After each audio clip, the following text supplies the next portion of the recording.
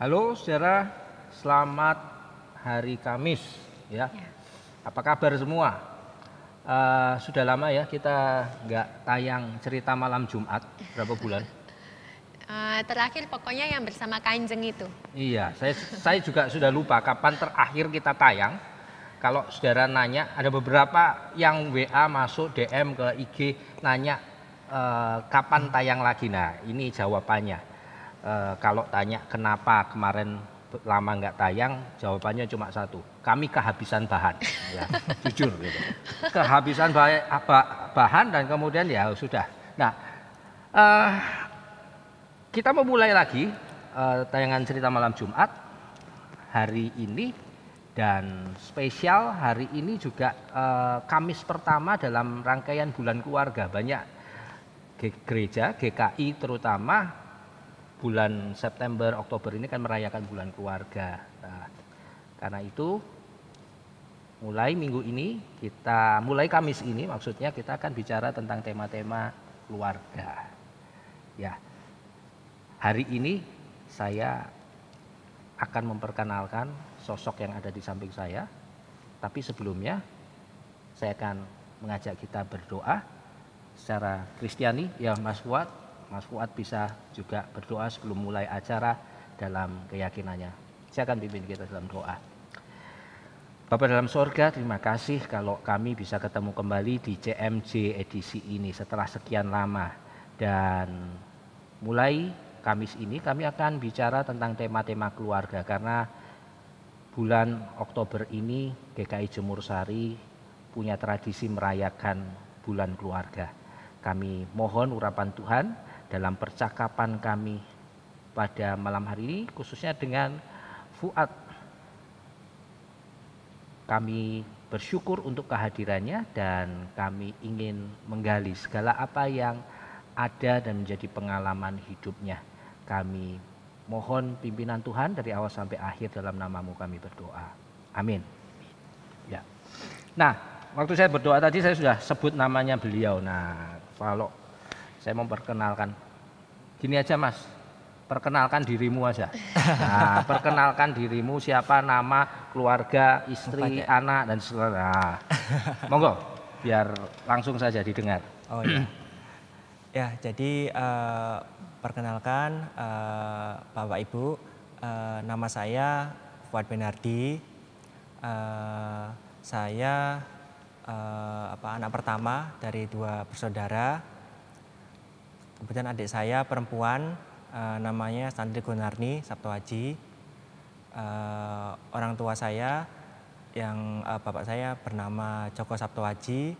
Kemudian ibu saya itu namanya mungkin kalau Bapak Ibu sudah familiar lah, sudah kenal semua ya, mungkin sekota Surabaya bahkan mungkin se-Indonesia, namanya Tri Risma Harini. Atau biasanya kalau orang manggil Bu Risma gitu. Ini bukan hoax kan? Coba dilihat kira-kira mirip nggak? Mirip nggak? Karena banyak orang di sana itu ngaku-ngaku anaknya orang penting. Oh gitu. Saya saudaranya Jokowi, saya anaknya Kim Jong Un misalnya. Ya, mungkin foto berikut ini bisa membuktikan bahwa memang ini Fuad ini anaknya Bu Risma, anak pertama ya. Ya, oke. Nah, jadi saudara sudah percaya sekarang ya setelah lihat fotonya. Nah, aku manggil Fuad aja ya. Kita jarak usia saya sama Fuad ini 10 tahun, 11 tahun. Sama istri saya 7 tahun. Kelahiran 2010 ya. Kamu? Bukan. Sorry, 90. 90 ya.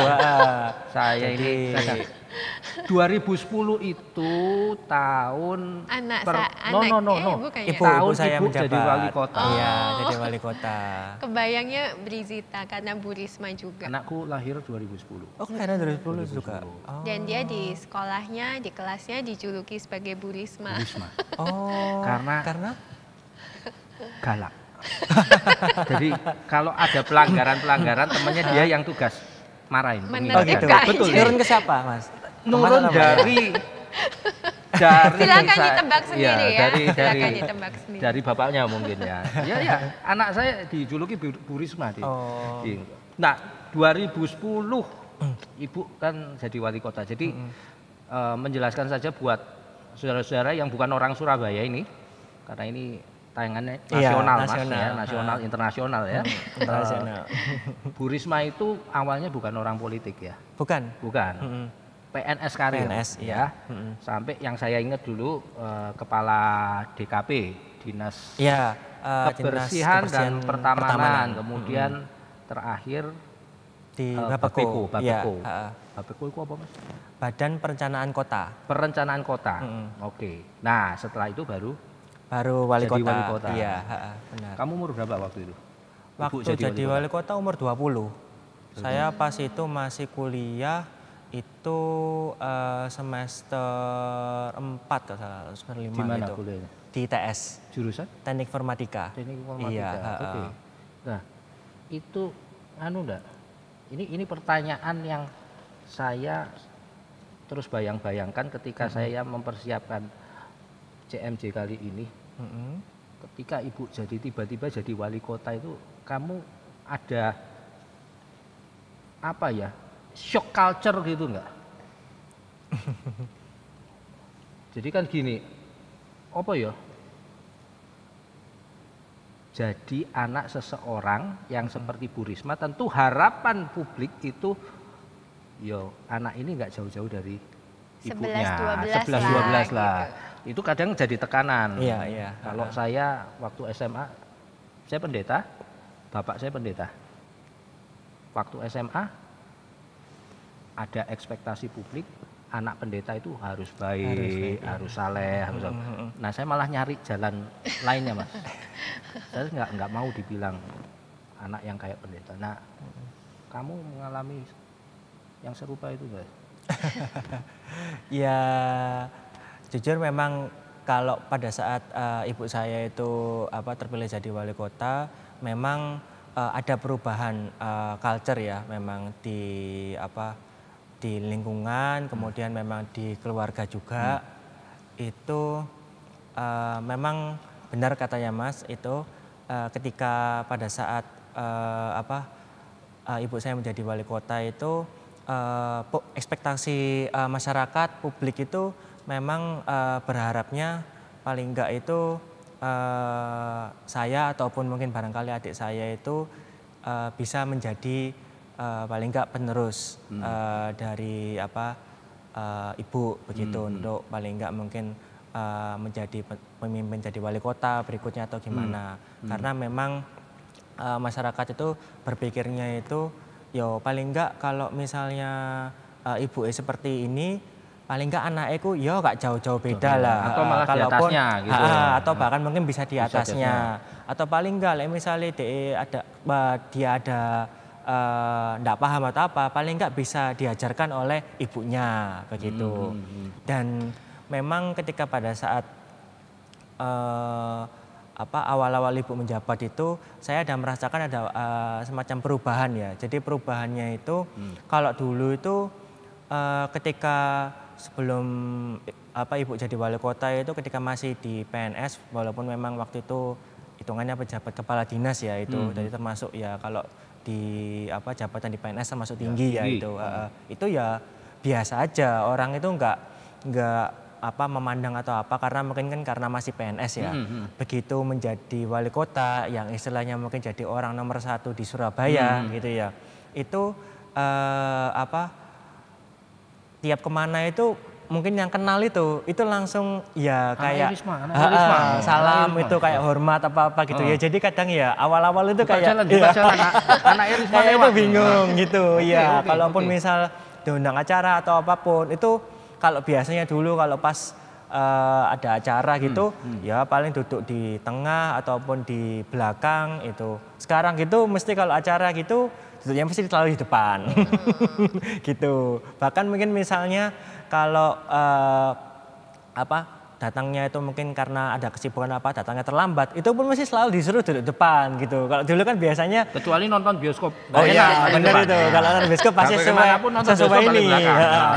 Kalau bioskop sesuai sama urutan, sesuai karcisnya. Dapatnya nomor berapa? Kalau dapat paling depan malah nggak enak. Iya. Oke. Terus. Ya itu memang ada perubahan seperti itu. Terus paling enggak terus tanyain juga, bahkan yang lucu tuh kadang itu kalau ditanyain kuliah gitu. Kalau kuliahnya ditanyain di mana kuliah, di ini, di apa informatika. Oh saya pikir kuliahnya ambil ini apa kayak ibunya arsitek atau bahkan sipil. Oh enggak ini belum itu nggak ambil di sana gitu. Ya itu memang terkadang itu ada ya apa awal-awal itu juga kaget lah gitu. Jadi awalnya memang orang itu biasa tapi begitu ngerti, apalagi ketika pada saat ya periode keduanya ibu ya itu saat dimana orang ya enggak cuman seorang Surabaya saja yang ngerti, tapi se-Indonesia ya tahu. Jadi sedunia malah. Jadi ketika paling enggak mungkin di kota-kota lain atau apa, ketika orang itu mungkin barangkali ada acara gitu, terus dikenalkan sama mediatornya atau MC-nya itu anaknya putranya Bu Risma atau apa, itu orang langsung itu apa langsung mungkin jabat tangan atau bahkan mungkin diminta foto atau apa gitu. Jadi memang sudah ya berubah lah itu ibarat dulu tadinya mungkin hanya anaknya pejabat, hanya anaknya PNS itu setelah itu menjadi anaknya wali kota. Memang ada perubahan ya gitu. Tapi tidak gampang loh ya menjadi, maksudnya gini, kalau di Alkitab ada cerita tentang satu imam itu kayak kiai gitu ya. Namanya Imam Eli.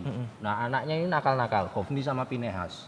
Memang tidak dijelaskan latar belakang kenapa Hofni dan Pinehas ini jadi anak-anak yang nakal gitu. Tapi kita bisa berimajinasi, mencoba menalar bahwa mungkin ada tekanan-tekanan tersendiri. Iya, karena benar, memang. figur imam ini kan ekspektasi publik sedemikian besar. Nah malah ya kayak tadi saya, orang berharapnya kita belok ke kanan, ke kiri, kita malah belok ke kanan. Iya. Malah wis tak nakalno sekalian ngono. Iya, sempat sih memang kalau dibilang lurus semua dalam kehidupan saya sih enggak. Sempat kayak pun ada sempat ya ada belok-beloknya juga. Karena memang benar katanya Mas itu untuk ekspektasinya masyarakat juga yang tinggi ya, dan selain itu pun juga memang ya karena kesibukannya orang tua ya terutama ibu itu juga karena memang jadi wali kota ya. Jadi ibaratnya itu menjadi ibunya orang Surabaya. Enggak cuma saya saja sama adik saya, tapi ya se-Surabaya. Jadi yang diurusi ya 3 juta penduduk ya itunya ya. Akhirnya terkadang itu saya mungkin itu kayak kadang itu kurang diperhatikan gitu, nggak kurang sih malah kadang hampir nggak pernah gitu ya. ini penting ya. Semoga Bu Risma nggak nonton ini ya. Bu Risma, ini curahan hati anaknya ya. Terus. Ya akhirnya gini kan kadang itu kan kalau dalam keluarga ya biasanya memang kan yang sibuk kan ini ya bapaknya karena sibuk kerja atau apapun. Jadi yang merawat anaknya itu kan ibunya. Lah kalau di keluarga saya itu kan karena bapak itu juga sibuk kerja karena juga kerja di sebuah perusahaan swasta. Kemudian ibu saya yaitu karena jadi wali kota. Akhirnya terkadang itu saya itu kayak mau mau curhat ataupun kadang itu mau nanya pendapat kan kadang kita ini kan kalau hidup kan tetap butuh pendapat orang lain, terutama bukan pendapat orang lain, bukan pendapat orang tua ataupun kalau kita mau nanti itu ke depan mau seperti apa itu butuh diarahkan itu. Lah itu terkadang karena kesibukannya orang tua jadi kadang itu saya jalan sendiri gitu. Gitu. Jadi ya kadang itu karena jalan sendiri itu pun ketika mungkin ya ada sedikit belok-beloknya gitu. Iya. Cuman ya lambat laun enggak tahu ya gimana caranya itu mungkin dapat hidayah ya atau ya apa itu ya saya pun menyadari lah bahwa enggak bisa hidup itu seperti itu terus gitu. Kita harus paling enggak itu bisa balik menjadi diri yang baik, bermanfaat juga buat orang lain dan juga memang untuk keluarga juga gitu. Kalau sama adik gimana? Maksudnya kan sama-sama nih 2 bersaudara. Terus ceritanya ditinggal sibuk sama bapak sama ibu. Ketika Fuad ini bingung gitu, adik bisa menjadi teman diskusi nggak? Atau kalian berbeloknya bersama? Beda 4 tahun. Beda 4 tahun. Nah itu uniknya juga. Kalau di keluarga saya itu sebetulnya untuk adik itu tipikalnya itu mirip kayak ibu gitu. Iya, Jadi iya. orangnya itu keras gitu. Jadi kalau Kelihatan ini Mas Fuad lebih lemah kalem. lembut iya, dalam nah ya. itu kan makanya Dari orang bapak. itu enggak iya, Dari Bapak. bapak. Jadi orang itu kaget, dipikirnya kok gak Gak koyo mirip, mboke. gak kayak mbok iya, gak mirip kayak ibunya. Iya, soalnya saya kalau yang karakternya itu lebih ke bapak gitu. Kalau karakternya ibu itu ada di adik saya gitu. Jadi terkadang itu kalau mau diskusi sama adik atau gimana itu kadang nggak ketemu karena adik saya itu orangnya keras gitu kan. Jadi kadang itu isi ini kadang itu like diskusiku malah tukaran. berantem. Malah tukaran. Iya. Tukaran Malah itu kadang berantem, orang iya, Surabaya bilang ya. Bukan orang tuker-tuker berantem. ya. Iya. Jadi kadang malah yo berantem, kadang itu malah wis kalau berbeda persepsi tidak apa-apa. Kadang berantem itu sampai ya wis apa namanya marah-marahan ya itu ya. Karena kan waktu itu kan memang saya umurnya 20 tahun waktu ibu yang awal menjabat dan adik saya kan 16 lah. Itu ibaratnya ya kalau anak muda kan masih labil ya itunya. Jadi ya kadang ya kalau misalnya adik saya itu tambah Tambah marah itu ya saya pun juga kadang nggak terima gitu kan. Akhirnya ya wes gak selesai gitu. Akhirnya maka kadang itu saya pun kayak mencari nasihat apa ya kadang dari luar ya itu kadang sempat ya nggak lurus-lurus amat ya seperti itu. Lurus-lurus amat. Sama saudara saya dulu juga ada belok-beloknya. Ada gitu. belok-beloknya Ada lah. belok-beloknya lah. Ada beloknya atau Seni selalu kehidupan. belok-belok? Kehidupan. Seni kehidupan Iya, ya benar. Jadi setelah menikah kan tinggal bersama istri dan Iya, anak-anak sekarang kan. Nah, baru dikaruniai putri. Ya Iya Putri, yang pertama ya? Putri. Yang pertama Putri, yang kedua kedua Putra. Putra ini bulan April lalu. Iya. Jadi lahir di tengah pandemi. Benar. Dan tanggal dan bulannya sama ya Mas? Sama, tanggal bulannya sama dengan saya. April tanggal berapa? 16. Tanggal 16 April. Jadi bapaknya 16 April, Anaknya kedua. 16 April ya. Nah, ini pertama kali keluar dari rumah artinya berkeluarga, tidak tinggal sama ibu itu tahun berapa? Yaitu setelah nikah saya. Saya nikahnya itu kan tanggal 10 Oktober 2015. Setelah nikah itu saya langsung tinggal sendiri dengan Berarti istri saya. 5 tahun tinggal sama ibu di rumah dinas? Bukan, saya ada rumah sendiri di Rungkut itu. Oh gitu, rumah keluarga. Rumah keluarga sendiri. Kalau ibu biasa Ibu tinggal di Wiyung. Enggak, waktu jadi wali kota. Jadi wali kota 5 tahun itu 2010 sampai kamu nikah 2015. Ibu di mana? Di Rungkut Wiyung. atau? Oh, ibu di Rungkut. Iya, di Wiyung. Jadi sorry. Ibu di Wiyung. Rumah saya kan waktu masih sama orang tua itu di Wiyung. Itu kemudian saya 10 Oktober itu 2015 itu menikah. Setelah menikah langsung tinggal sendiri di Rungkut. Kalau ibu sama bapak sama adik masih tetap di Wiyung. Oh, Wiyung. Gitu, sampai sekarang. Oke. Bukan di rumah dinas. Enggak. Jadi waktu yang ibu itu periode pertama itu saya ingat itu selama 5 tahun menjabat itu enggak pernah tidur di kediaman. Di rumah dinas itu. Dinas. Iya, hanya dipakai untuk acara-acara saja. Oh. Tinggalnya ya di di Wiyung. Nah, ketika masih kumpul sama ibu, keseharian ibu itu terutama ketika 5 tahun pertama sebagai wali kota itu kayak apa? Bangun jam berapa, berangkat jam berapa? Sepengetahuan kami kalau kita lihat di media kan, wah ini gak ono mandek ke ibu ini. Oh iya benar Mas. Pagi-pagi udah ketemu Benar. di jalan lagi Iya. ikut ngatur. Tapi sepagi apa beliau itu bangun? Kalau dari Iya. kesaksian anaknya sendiri Iya. nih. Kalau ibu itu memang kalau bangun itu rata-rata kalau nggak jam 4 apa setengah 5 itu biasanya kalau di umat Islam kita kan sholat subuh itu jam segitu setengah 5 sampai jam 5 biasanya itu siap-siap itu jam 5 atau jam setengah 6 gitu jadi mandi atau apapun terus berangkat itu rata-rata itu kalau nggak jam 6 kurang atau paling lama itu setengah 7 gitu. Ada acara ataupun tidak acara gitu. Jadi kalau misalnya ada acara itu sesuai dengan jadwal acaranya. Kalau nggak ada acara itu paling biasanya itu kayak muter gitu. Jadi keliling kota Surabaya gitu. Jadi paling enggak itu sampai jam berapa?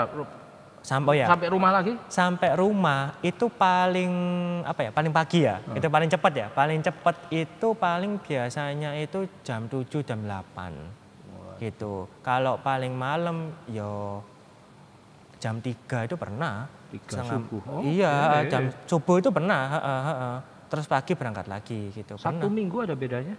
Oh, sama aja. Sama. Oh, enggak libur. Iya, enggak libur. Sabtu Minggu itu ya juga aktivitas juga gitu. Jadi kalau Sabtu gitu ya bersama paling pulangnya mentok ya kalau agak kurang sih paling jam 9 jam 10. Kalau hari Minggu itu tambah kadang itu ya dari pagi memang. Itu pulang paling ya malam juga jam 9 jam 10, kadang ya bisa jam 12 karena Minggu itu justru malah banyak acara karena kan warga itu punya acara apa entah senam atau apa gitu-gitu. Model anak kayak begini saya tahu menunya setiap hari. Kalau enggak Indomie Super Mie. Karena ibunya pasti enggak masak. Telur dadar. Ibunya enggak masak.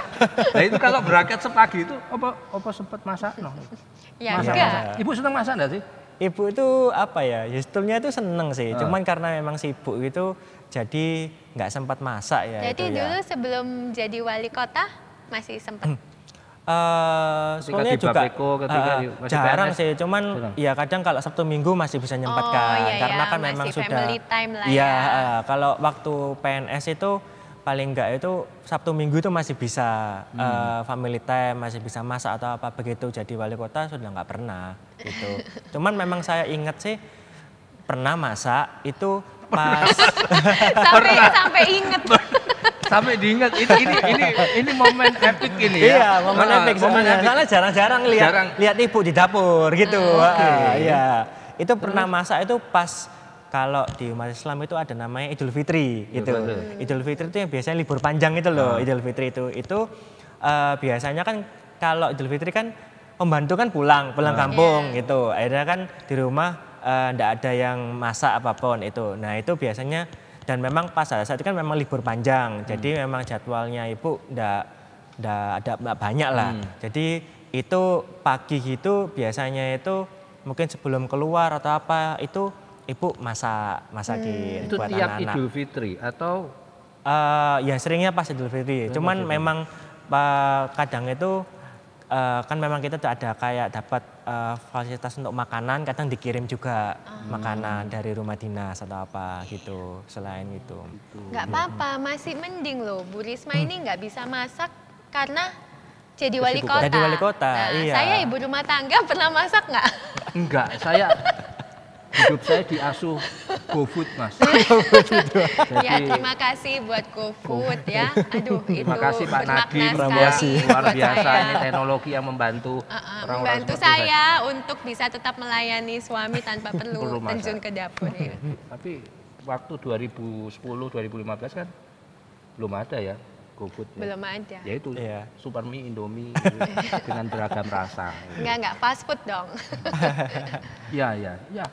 Tapi kalian akhirnya terbiasa dengan pola itu. Jadi iya, harus terbiasa. Karena ini menjadi ibunya orang se-Surabaya, memang ya pada akhirnya anak sendiri jadi ya ada hal-hal yang harus kalian korbankan begitu. Iya.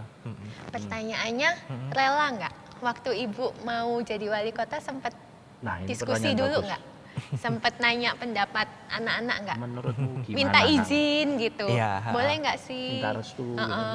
Iya. Jadi memang waktu awal itu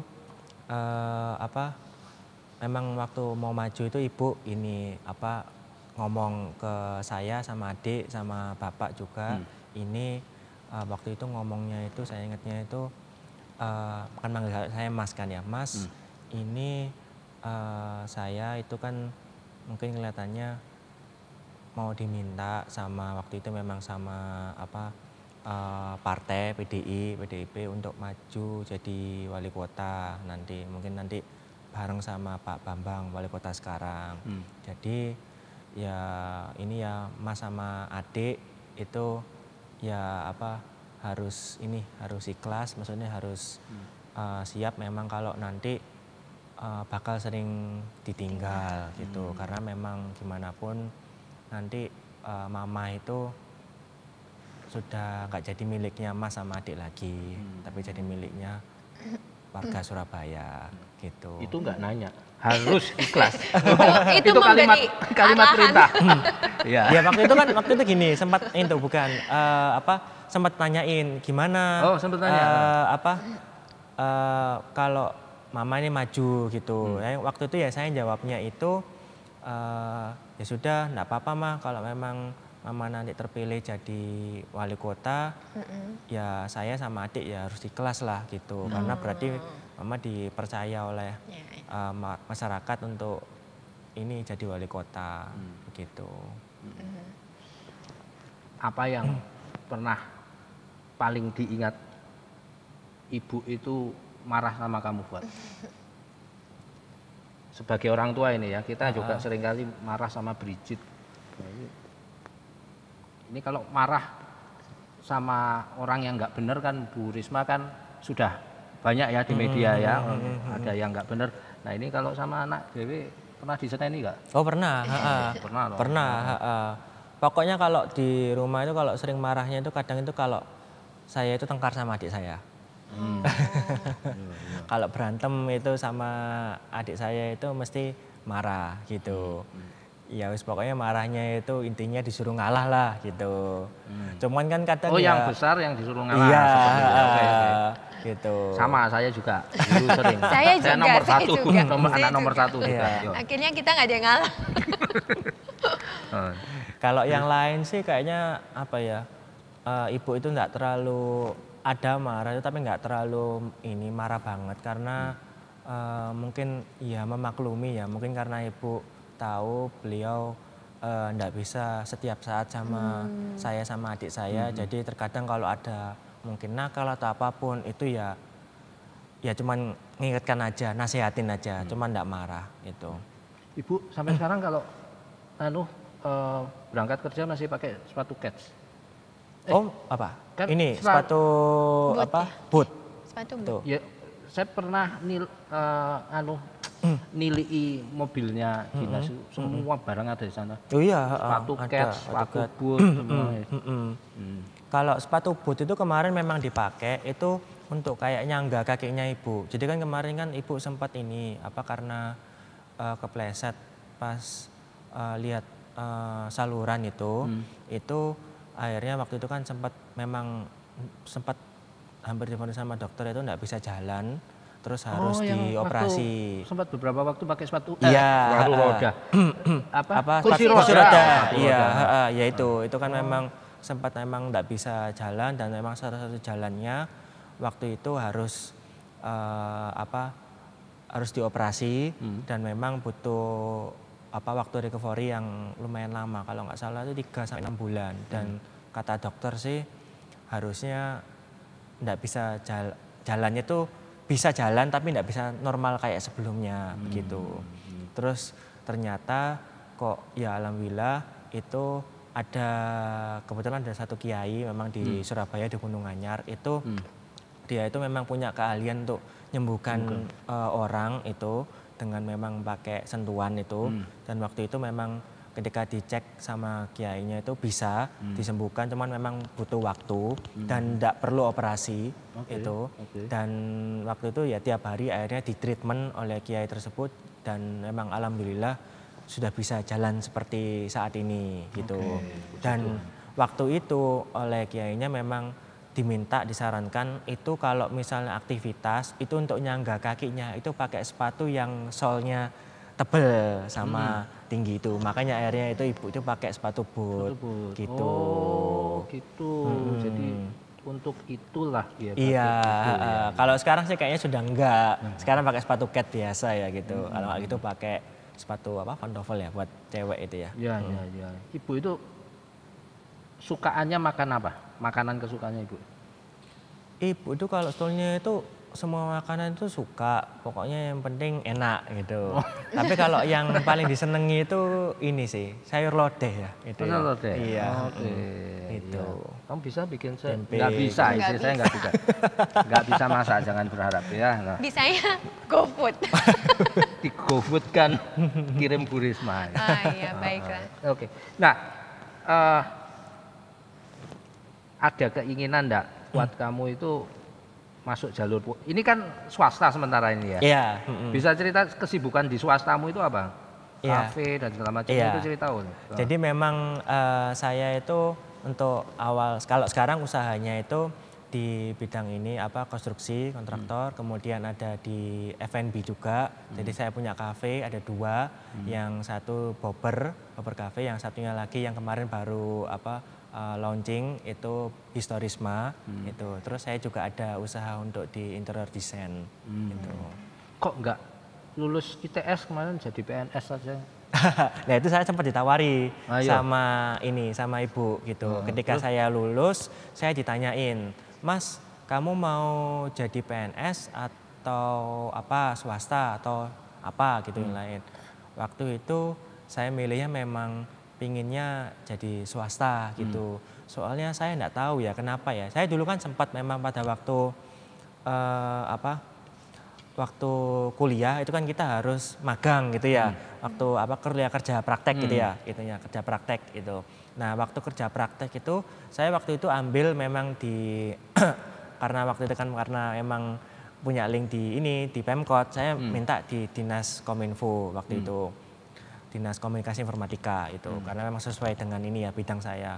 Nah, waktu saya di sana itu saya itu kan karena memang ya ternyata memang programmer ya, jadi orangnya itu harus duduk penuh seharian gitu. Lah saya itu orangnya itu nggak bisa kayak duduk itu misalnya kayak pagi dari jam 8 sampai jam 4 sore. Iya, kelihatannya gitu. Jadi dalam hal itu kayak ibu-ibu ya nggak jarang duduk di kantor kan? Iya. Keliling gitu. Terus saya mikir nanti itu kalau misalnya saya jadi PNS terus tiba-tiba mungkin dapat posisinya itu bagian administrasi yang ibaratnya itu kantor itu harus jam 8 sampai jam 4 sore gitu. Ya saya nggak betah kayak gitu. Ya makanya akhirnya saya tak swasta aja lah gitu. Walaupun memang secara background itu orang tua saya enggak ada. Jadi memang bapak saya itu pegawai swasta satu perusahaan di Krian dan ibu saya kan dulunya PNS terus saya jadi wali kota. Jadi memang ya yang ngajari saya wira swasta ya enggak ada. Jadi memang saya belajar dari teman-teman gitu. Jadi pengalamannya ya lumayan banyak lah. Ya sudah pernah dibohongi, terus duit saya dibawa lari, terus ataupun kena ada masalah-masalah hukum ya pernah gitu. Bentar. Membawa lari duitnya anaknya orang nomor 1 di Surabaya. Cari masalah. Itu cari masalah. Cari ribut. Ya pernah ya. Atau nggak tahu. Atau nggak Nggak tahu mereka buat. siapa kamu. Ya ini awalnya itu yang saya ada bisnis itu memang ada teman itu dia nggak tahu gitu. Saya nggak ngomong. Cuman setelah ada masalah itu akhirnya itu saya kejar-kejar, terus mungkin akhirnya begitu tahu waktu itu, ya terus akhirnya ya ini. Kejar juga? Iya, tak kejar ya. Saya sampai kejar juga dia, gemeter juga. Ya akhirnya minta maaf, terus akhirnya ya bersedia mengembalikan, tapi ditermin. Karena gitu. ini udah skala internasional ya, dilihat baik-baik mukanya Fuad. Nanti kalau ketemu di jalan. Jangan coba-coba. Oke, kamu sekarang masuk di swasta. Ibu pun awalnya juga kan di pegawai negeri. Dugaan saya juga nggak punya impian jauh kemudian jadi orang nomor 1 Surabaya, wali kota dan segala macam. Nggak ada kepikiran memang. Nggak kepikiran kan, itu memang ya jalannya Tuhan gitu kalau dalam bahasa kita sama-sama kan. Nah, kira-kira kalau Tuhan memimpin kamu menempuh jalur yang sama kayak ibu, kemudian dari PNS ke politik, ini dari swasta ke politik, ada minat nggak di sana? Ya sebenarnya kalau memang nanti minat kan memang saya ada, karena gimana ya, seketika waktu ibu ini memimpin selama 10 tahun, itu saya memang akhirnya itu mengetahui, jadi memang banyak masyarakat ataupun orang itu yang mungkin tidak seberuntung saya. Seberuntung dalam artian begini, saya paling enggak itu bisa makan 3 hari sekali, kemudian barangkali itu mungkin bisa ya naik mobil ataupun mungkin bisa jalan-jalan ataupun bisa kemanapun itu banyak orang ternyata yang ketika saya lihat itu selama 10 tahun itu ibu itu banyak yang nggak seberuntung saya. Akhirnya pun kadang itu banyak yang kadang itu mampir mungkin ke kafe saya ataupun ke kantor saya itu mampir itu mungkin paling enggak itu diminta tolong untuk masalah pekerjaan ataupun dimintain bantuan jadi kayak sekolah itu ada kayak tunggakan dia itu SPP ataupun yang lainnya itu tertunggak sehingga dia itu anaknya itu enggak bisa mengeluarkan ijazah itu dan berbagai macam hal yang lain. Itu pun kadang itu akhirnya kalau yang pekerjaan itu ada beberapa itu saya masukkan di perusahaan saya. Ada pun juga kalau yang tunggakan sekolah itu karena memang kalau kita lewat ke Pemkot memang ada nanti ibu itu ada bantuan. Cuman kan memang tidak bisa membantu semua. Kadang pun akhirnya saya pun mengeluarkan dana pribadi saya itu untuk bantu warga tersebut. Jadi yang memang anak-anaknya itu yang kayak kena tunggakan sekolah gitu. Apa itu prosesnya lama gitu, kasihan. Sementara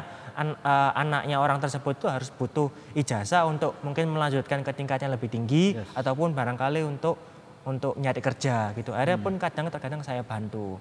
Dan di situ pun kayak pun ya mikir juga kalau saya bantu semua ini ya dana saya pribadi atau dana perusahaan ya nggak cukup gitu. Jadi paling nggak saya mungkin ya harus bisa membuat kayak ya ikut terlibat di politik. Paling nggak kita bisa membuat kebijakan yang bagaimana itu bisa membantu untuk masyarakat banyak begitu. Ya saya ada minatnya itu di situ. Saya ingat argumentasi ini serupa dengan apa yang pernah saya baca atau dengar ya. Pak Basuki Cahayapurnama, kalau orang Chinese kan biasanya jalurnya dagang, gitu kan swasta. Dagang, kenapa kok mau jadi masuk politik, jadi pemimpin publik? Karena ya udah, karena saya kalau nolong orang, mungkin saya pengusaha, saya paling enggak ya 2.000, 3.000 perusahaan pegawai atau buruh di perusahaan saya bisa saya tolong. Tapi kalau saya memimpin sebuah wilayah, maka saya bisa nulung lebih banyak orang. Iya benar, benar itu. Ya. Berarti kalaupun Tuhan tuntun nanti sampai ke jalur itu, Anda juga siap lah ya. Gitu. Iya. Ya yang pasti ketika memang kalau Tuhan memang meminta saya ataupun memberikan memang amanah, memang saya harus untuk masuk di politik, ya memang saya harus jalankan dengan sebaik-baiknya. Karena bagaimanapun ketika saya dilantik itu kan saya tahu sendiri memang ketika ibu dilantik itu memang dilantiknya itu dengan memakai karena Islam ya pakai Al-Quran itu di atas itu berarti memang secara bagaimanapun itu tanggung jawabnya memang sama sama Tuhannya gitu ya. Jadi bagaimanapun dan ketika kalau di Islam itu ada namanya akhirat itu yang bakal ditanyain dan bakal diperiksa itu amal perbuatan selama di dunia itu yang paling lama itu pemimpin gitu karena nanti dia bakal ditanyain kamu nanti ketika pada waktu menjabat itu ada nggak wargamu itu yang yang masih susah makan ataupun yang ndak punya rumah ataupun gimana itu masih ada nggak? Kalau misalnya masih ada ya berarti nanti ibaratnya ngantri masuk surganya itu lebih lama gitu. Karena memang ketika menjadi pemimpin itu dia itu ya yang dia harus bisa menghidupi seluruh warganya itu. Gitu. Dengan segala kelebihan keistimewaan dari seorang Bu Risma seperti yang kamu cerita juga tetap ada pengorbanan dari anak, dari suami begitu ya, waktu makan ya makan sendiri mungkin, dimasakkan setahun sekali pas Idul Fitri aja. Nah, ini pertanyaan yang serius nih. Seandainya ada kesempatan Tuhan membalikkan semuanya dan mengulang kembali Fuad menjadi bayi gitu ya, menjadi masih di perut seseorang, kira-kira mau berubah ibu nggak? Berganti ibu maksudnya? Ya kan kalau itu kan sebenarnya kita tidak bisa milih lah, kita mau ini lahirnya kita itu berimajinasi dari siapa dari siapa gitu. Jadi kan seperti kalau yang ibu bilang itu kita tidak bisa milih ketika pada saat lahir itu kita bisa lahirnya itu dari rahimnya ibu siapa. Bisa juga kan kita bisa lahirnya dari ibu ternyata yang suaminya itu orang terkaya di dunia, itu juga bisa gitu. Tapi bisa juga kita lahirnya itu dari ibu yang ya mohon maaf mungkin enggak punya rumah atau mungkin tinggalnya mungkin di gorong-gorong atau apapun gitu. Ya kita nggak bisa milih. Tapi bagaimana itu ketika kita saat lahir dan kita itu berkembang, kita itu bisa paling enggak itu hidup itu bisa untuk paling enggak untuk memang untuk bisa untuk diri sendiri, tapi juga bisa untuk memberikan manfaat bagi orang lain juga. Itu sih kalau yang saya lihat dan yang saya pelajari ya. Jadi memang kalau ibu itu jarang memang kayak memberikan nasihat ya karena kesibukan beliau, tapi saya pelajarin dari yang ibu yang lakukan selama 10 tahun di Surabaya itu tentang bagaimana kita itu bisa hidup itu bisa memberikan manfaat juga buat orang lain. Itu karena itu yang hal terpenting ya dalam kehidupan gitu. Kita kan karena kan hidup itu nggak bisa sendiri, kita tetap harus butuh orang lain gitu. Nah karena dari orang lain tersebut itu paling nggak kita itu bisa hidup juga gitu. Saya pun gini tuh karena memang jadi pengusaha ya, itu terbantu juga karena dari kebaikannya ibu, dari backgroundnya ibu. Karena ibu itu seperti itu, jadi ketika saya mungkin berusaha atau bisnis dengan teman ataupun orang lain yang memang mau pengen kerjasama dengan saya, itu mereka itu percaya dengan saya. Gitu. Jadi saya terbantunya itu dalam usaha itu seperti itu. Jadi ketika saya mungkin mau punya produk atau apapun, ketika saya tawarkan ke mungkin teman atau mungkin pengusaha yang lain, mereka itu welcome begitu. Karena ini anaknya Bu Risma. Iya, gitu ya. Karena mereka percaya dengan saya dan ya alhamdulillah itu memang kepercayaan itu memang saya usahakan saya jaga dengan baik-baik begitu. Jadi kalau memang berbisnis, kalau memang permintaannya A ya saya usahakan A gitu, jangan sampai mungkin B atau C atau gitu. Pertanyaan tadi sebenarnya saya ajukan karena di luar sana ada juga kadangkala anak-anak muda atau bahkan yang sudah usianya lebih tinggi dari kamu merasakan penyesalan. Wah, aku ini kok jadi anak iku ya jadi anaknya Ibu A, Bapak B kok enggak yang ini gitu. Nah, tadi kita cerita bahwa ternyata menjadi anak seorang wali kota pun ya ada hal-hal yang kamu harus korbankan kan. Perhatian orang tua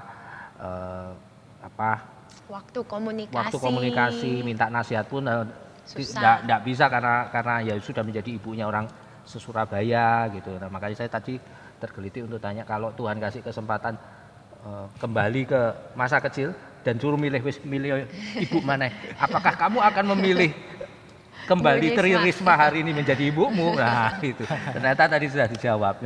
Nah oke. Nah mungkin sebagai penutup Fuad dari kamu, mungkin ini juga aktivitas Fuad ini selain dari di di swasta kan ada organisasi sosial ya yang dipimpin ya, Karang Taruna ya. Karang Taruna. Ketua Karang Taruna Surabaya begitu. Dan sebagai informasi buat saudara-saudara, mengingatkan saja bahwa ini tahun terakhir Bu Risma menjabat sebagai wali kota. Jadi ini kesempatan terakhir juga. Hari-hari terakhir kita bisa menyebut Fuad ini sebagai anaknya wali kota. Setelah nanti kapan ya? Februari 2021. Pergantiannya. Tahun depan. Iya, pergantiannya. Tahun terakhir. Oh, berarti tapi pemilihannya tahun ini, nanti tanggal 9 Desember. 9 Desember. Tapi pergantiannya Februari 2021. Nanti setelah Februari 2021. 2021. Sebutannya gelarnya sudah lain. Beda. Anak mantan wali kota. Ya. Atau jangan-jangan berubah. Calon wali kota. Jadi dari anak wali kota jadi anak gubernur. Atau kemudian jadi anak presiden. Nah, ya diaminkan aja ya. Amin. Siapa tahu Tuhan itu kalau ngatur hidup kita kita tidak tahu. Iya, kita nggak tahu kadang itu. Jadi apa kita nanti dan segala macam. Iya, dan itu memang ya wis naluri lah itu ya.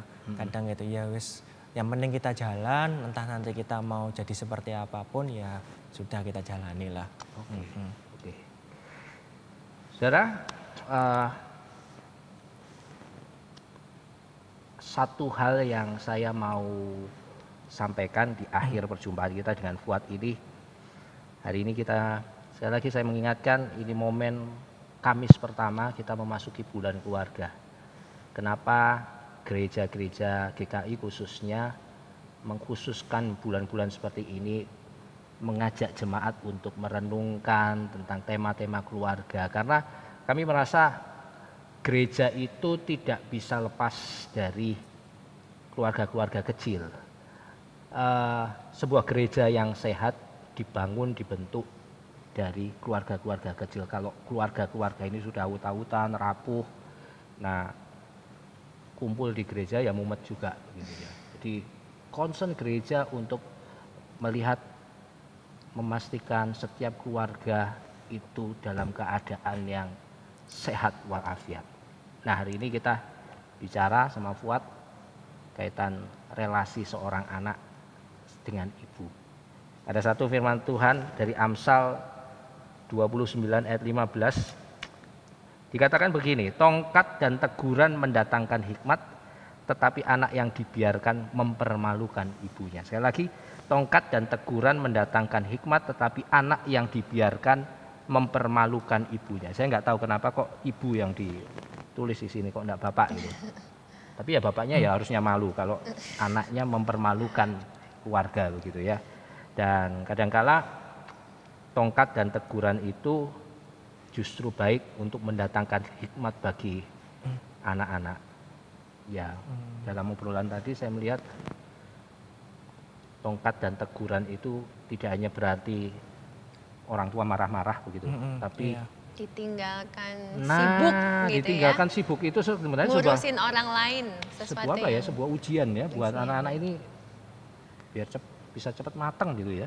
Iya, bisa juga sih. Kemarin kan karena memang seiring bertambahnya usia, saya pun itu ya enggak tahu ya, seperti kayak semacam itu ada yang mengarahkan, kayak mengilhami. Jadi kamu nanti kayak gini aja, jadi kayak gini itu ya mungkin dari Allah yang ngasih tahu jalannya saya seperti apa, ya sudah. Terkadang itu saya jalanin seperti itu gitu. Dan saya pun sedikit kadang merasakan posisi yang sama dari seperti ibu itu ketika pada saat memang pegang organisasi itu, pegang di Ketua Karang Taruna Surabaya, itu memang kalau Karang Taruna kan memang punya organisasi yang unik daripada yang lain. Kalau organisasi lain mungkin kayak organisasi usaha yang lain, itu kan anggotanya itu ya memang secara umum pengusaha-pengusaha yang memang paling enggak sudah tercukupin ya.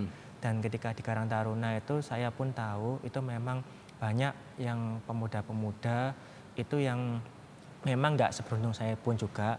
Dan kadang pun mereka itu banyak pemuda itu yang kadang itu istilahnya mungkin ke depan itu dia itu mau ngapain itu belum tahu. Iya, harus mau ngapain itu belum tahu. Nah, itu memang yang jadi concern saya sih. Saya pengen bantu ke para pemuda teman-teman ini di Surabaya itu tentang kamu tuh ketika nanti itu ke depan itu harus punya tujuan hidup.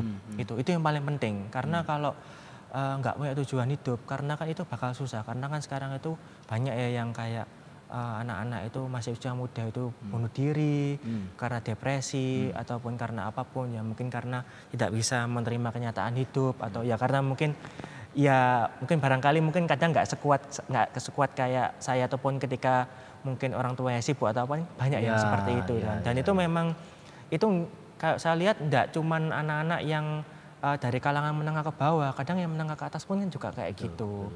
Nah itu kan yang saya itu pengen saya pengen menaik itu memberi semangat kepada teman-teman itu tentang bagaimana kamu itu paling enggak itu punya tujuan hidup gitu. Entah kamu itu nanti mau jadi pengusaha kah, entah mau jadi mungkin pegawai ataupun mau menjadi mungkin barangkali mau jadi rohaniwan atau apa, itu serah. Yang penting kamu tuh punya tujuan hidup. Itu paling penting gitu. Ya. Dan satu hal, dengan segala lebih kurangnya seorang ibu yang namanya Tri Risma hari ini. Tadi dia menjawab ya kita nggak bisa memilih ya. Ibu bisa kita memilih. Siapa. Jadi kalaupun waktu kembali dan harus memilih, tadi disampaikan juga ya tidak ada penyesalan gitu, tidak ada penyesalan. Ini sebuah penguatan juga. Sekali lagi bahwa tentu untuk tujuan yang khusus Amsal ini menyebutkan tetapi anak yang dibiarkan mempermalukan ibunya. Dibiarkan ini dalam artian ya kalau salah ya wis ndak dia ditegur ya, tidak ya. Artinya memang ada perhatian yang terbagi memang kalau Bu Risma terhadap anak-anak karena harus memperhatikan banyak orang.